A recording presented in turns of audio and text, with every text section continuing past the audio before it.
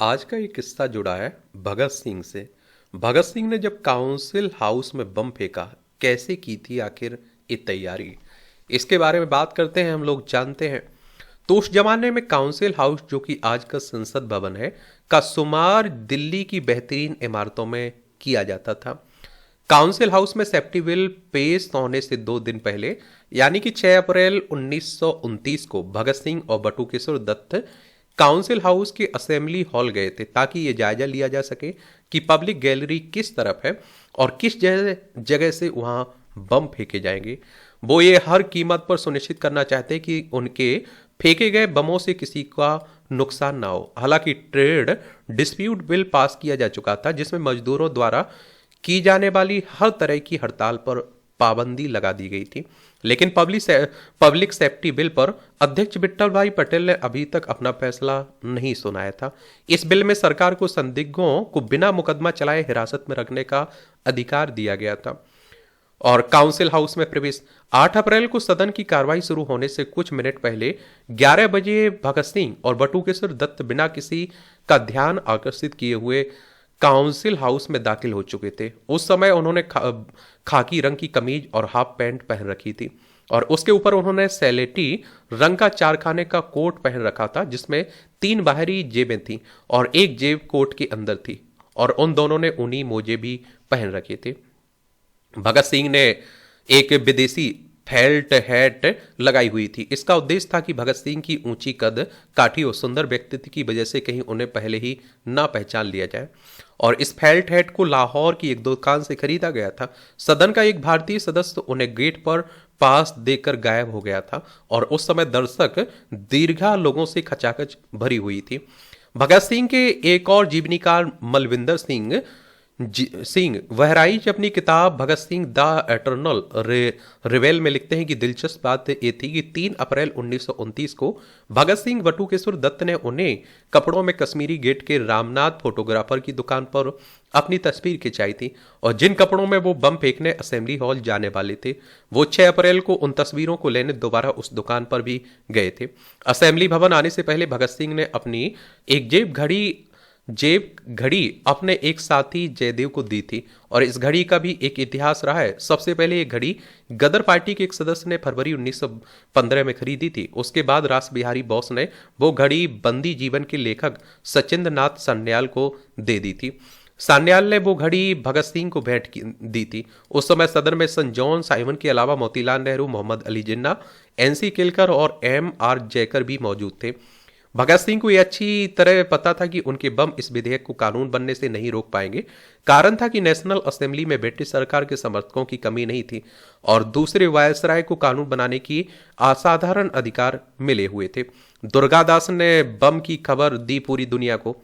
यह आप देखेंगे कि भगत सिंह द्वारा बम फेंकने की घटना का बहुत सजीव वर्णन दुर्गादास ने अपनी मशहूर किताब India from Nehru to Curzon and after में किया है। दुर्गादास लिखते हैं कि 8 अप्रैल को जैसे ही अध्यक्ष विट्ठल भाई पटेल सेफ्टी बिल पर अपनी रूलिंग देने खड़े हुए, भगत सिंह ने असेंबली के फर्श पर बम लुढ़का दिया। मैं पत्रकारों की गैलरी से बाहर निकलकर प्रेस रूम की तरफ दौड़ा। मैंने एक संदेश डिक्टेट कराया और API के न्यूज डेस्क से कहा कि वो इसे लंदन में, रॉयटर और पूरे भारत में फ्लैश कर दें। और इससे पहले कि मैं फोन पर और विवरण देता, फोन लाइन डेड हो गई। पुलिस वालों ने तुरंत असेंबली का मुख्य द्वार बंद कर दिया, और मेरे सामने ही भगत सिंह बटुकेश्वर दत्त को हिरासत में लिया गया। लेकिन मेरी खबर को रॉयटर ने 3 घंटे तक नहीं चलाया, क्योंकि कोई फॉलो अप नहीं भेजा गया था। और भेजा भी कैसे जाता, किसी पत्रकार को असेंबली हॉल से बाहर ही नहीं आने दिया गया। उड़ते हुए धुएं के बीच स्पीकर विट्ठल भाई पटेल ने सदन की कार्यवाही स्थगित कर दी। बम फेंकने के बाद इंकलाब जिंदाबाद का नारा लगाया इन्होंने। भगत सिंह ने बम फेंकते समय इस बार का ध्यान रखा कि वो उसे कुर्सी पर बैठे हुए सदस्यों से थोड़ी दूर पर फर्श पर लुढ़काए, ताकि सदस्य उसकी चपेट में ना आए। और जैसे ही बम फटा, जोर की आवाज हुई, पूरा असेंबली हॉल अंधकार में डूब गया। दर्शक दीर्घा में अफरा तफरी मच गई। तभी बटुकेश्वर दत्त ने दूसरा बम फेंका। दर्शक दीर्घा में मौजूद लोगों ने बाहर के दरवाजे की तरफ भागना शुरू कर दिया। कुलदीप नेयर अपनी किताब without fear the life and trial of Bhagat Singh में लिखते हैं कि ये बम कम क्षमता के थे और इस तरह फेंके गए थे कि किसी की जान न जाए। बम फेंकने के तुरंत बाद दर्शक दीघा से इंकलाब जिंदाबाद के नारों के साथ पेड़ के पत्तों की तरह पर्ची नीचे गिरने लगी। और उसका मजमून खुद भगत सिंह ने लिखा था। Hindustan socialist Republican association party के लेटर हेड पर उसकी 30 से 40 प्रतियां टाइप की गई थी। हिंदुस्तान टाइम्स के सजग संवाददाता दुर्गादास ने अपनी सजगता का परिचय देते हुए वो पर्चा वहां से उड़ा लिया और हिंदुस्तान टाइम्स के संध्याकालीन विशेष संस्करण में छापकर सारे देश के सामने रख दिया। बहरे कानों के लिए धमाका जरूरी, इस पर्चे पर पहला शब्द था नोटिस और उसमें फ्रेंच शहीद अगस्त वेला का उद्धरण था कि बहरे कानों को सुनाने के लिए धमाकों की जरूरत पड़ती है। अंत में कमांडर इन चीफ बलराज का नाम दिया गया था। जैसे ही बम का धुआं छटा, असेंबली के सदर अपनी अपनी सीट पर लौटने लगे। दर्शक दीर्घा में बैठे हुए भगत सिंह बटुकेश्वर दत्त ने भागने की कोशिश नहीं की। जैसा ही उनकी पार्टी ने पहले से तय कर रखा था, वो अपनी जगह पर ही खड़े रहे और वहां मौजूद पुलिसकर्मी इस डर से उनके पास नहीं गए कि कहीं उनके पास हथियार ना हो। भगत सिंह ने अपनी वो ऑटोमेटिक पिस्टल सरेंडर की जिसमें उन्होंने सांडर्स के शरीर में 2 गोलियां दागी थी। उन्हें यह अच्छी तरह पता था कि यह पिस्तौल सैंडर्स की हत्या में उनके शामिल होने का सबसे बड़ा सबूत था। दोनों को अलग अलग पुलिस थानों में ले जाया गया, भगत सिंह को मुख्य कोतवाली में और बटुकेश्वर दत्त को चांदनी चौक थाने में, ताकि दोनों से अलग अलग पूछताछ की जा सके। खुफिया विभाग को प्रारंभिक सुराग। वायसराय ने एक वक्तव्य जारी कर कहा कि दोनों आक्रमणकारियों ने किसी की हत्या नहीं की। उन्होंने माना कि अगर वो चाहते तो कहर बरपा सकते थे। उनका निशाना था बस सेंट्रल असेंबली। उस समय प्रगतिवादी समझे जाने वाले कांग्रेसी नेता चमनलाल ने सबसे पहले क्रांतिकारियों के इस कारनामे की निंदा की। उन्होंने कहा कि बम फेंकना एक पागलपन भरा काम था।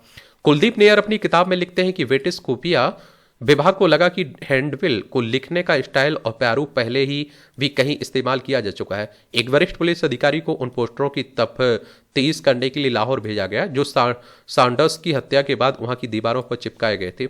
भगत सिंह द्वारा फेंके गए टाइप किए गए पर्चों उन पोस्टरों में एक समानता थी। दोनों को हिंदुस्तान सोशलिस्ट रिपब्लिकन एसोसिएशन ने जारी किया था और दोनों के भेजने वाले का नाम आप देखते हैं बलराज था। इस संस्था का कमांडर इन चीफ था। दोनों का पहला शब्द नोटिस था और दोनों का अंत इंकलाब जिंदाबाद के नारे से होता था। और आसफ अली ने लड़ा भगत सिंह का मुकदमा और यहीं से अंग्रेजों को सैंडर्स की हत्या में भगत सिंह के शामिल होने के पहले सुराग मिले। जैसे जैसे जांच बढ़ती गई उन पर शक पुख्ता होता चला गया। ये बात साफ हो गई कि पर्चों और पोस्टर की इबारत भगत सिंह ने लिखी थी और ये सही भी था। दोनों को भगत सिंह ने अपने हाथों से लिखा था। भगत सिंह पर भारतीय दंड संहिता की धारा 307 के तहत अंतर्गत हत्या के प्रयास का मुकदमा चलाया गया। कांग्रेस पार्टी के आसफ अली ने भगत सिंह का मुकदमा लड़ा। आसफ अली के साथ अपनी पहली मुलाकात में भगत सिंह ने उनसे कहा कि वो चमनलाल को बता दें कि वो पागल नहीं है। हम सिर्फ इस बात का दावा करते हैं कि हम इतिहास और अपने देश की परिस्थितियों और उसकी आकांक्षाओं के गंभीर विद्यार्थी हैं। और इस कारनामे से भगत सिंह और बटुकेश्वर दत्त भारतीय युवाओं के हीरो बन गए। उनका जन समर्थन इतना बड़ा कि अंग्रेज सरकार ने जेल में ही अदालत लगाने का फैसला किया। ये जेल उस भवन में हुआ करती थी जहां इस समय मौलाना आजाद मेडिकल कॉलेज है। इस मुकदमे में अंग्रेजों के वकील थे राय बहादुर सूरनारायण। मुकदमे के जज थे एडिशनल मजिस्ट्रेट पीबी पूल। और पूरे मुकदमे के दौरान भगत सिंह के माता पिता भी मौजूद थे। जब भगत सिंह को पहली बार अदालत में लाया गया तो उन्होंने मुट्ठियां भींचकर अपने हाथ ऊपर करते हुए इंकलाब जिंदाबाद के नारे लगाए।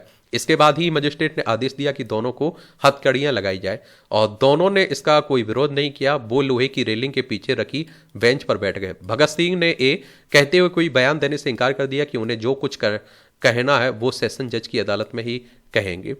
और आप देखते हैं कि सरकार की तरफ से मुख्य गवाह थे सर्जेंट टेरी, जिन्होंने कहा कि जब भगत सिंह को असेंबली में गिरफ्तार किया गया तो उनके पास से पिस्तौल मिली थी। टेरी ने गवाही देते हुए कहा कि पिस्टल भगत सिंह के दाहिने हाथ में थी और उसका मुंह जमीन की तरफ था। ये सही नहीं था क्योंकि भगत सिंह खुद अपनी पिस्तौल सरेंडर की थी। उन्होंने खुद पुलिस वाले से उन्हें गिरफ्तार करने के लिए कहा था। हाँ, भगत सिंह के पास से पिस्तौल की एक लोडेड मैगजीन जरूर बरामद हुई। भगत सिंह के खिलाफ 11 लोगों ने गवाही दी और जिस जिरह के दौरान ही ये बातें सामने आई कि भगत सिंह और बटुकेश्वर दत्त अपनी एक जेब में बम और दूसरी जेब में डिटोनेटर लेकर आए थे और वो जानबूझकर धीमे चल रहे थे, कहीं बम में दुर्घटनावश पहले ही विस्फोट ना हो जाए। उम्र कैद की सजा। भगत सिंह को अदालत में बोलने की अनुमति दी गई तो उन्होंने अदालत से अनुरोध किया कि उन्हें जेल में अखबार मुहैया कराने के लिए आदेश दिए जाएं, लेकिन अदालत ने उनका यह अनुरोध ठुकरा दिया। अदालत उनके साथ एक साधारण मुजरिम जैसा ही व्यवहार कर रही थी। 4 जून को यह मुकदमा सेशन जज लियोनार्ड मिडिल टाउन की अदालत में स्थानांतरित कर दिया गया। 6 जून को अभियुक्तों ने अपने वक्तव्य दिए। 10 जून को मुकदमा समाप्त हुआ। 12 जून को फैसला सुना दिया गया। अदालत ने भगत सिंह और दत्त को जानबूझकर विस्फोटक करने का दोषी पाया, जिसमें लोगों की जान जा सकती थी। उन दोनों को आजीवन कारावास की सजा सुनाई गई। मुकदमे के दौरान अभियोग पक्ष के गवाह सर शोभा सिंह, मशहूर लेखक खुशवंत सिंह के पिता, ने गवाही दी कि उन्होंने भगत सिंह बटुकेश्वर दत्त को बम फेंकते हुए देखा था। हालांकि ये दोनों इस फैसले के खिलाफ अपील करने के पक्ष में नहीं थे, लेकिन बाद में ऐसा करने के लिए मना लिया गया।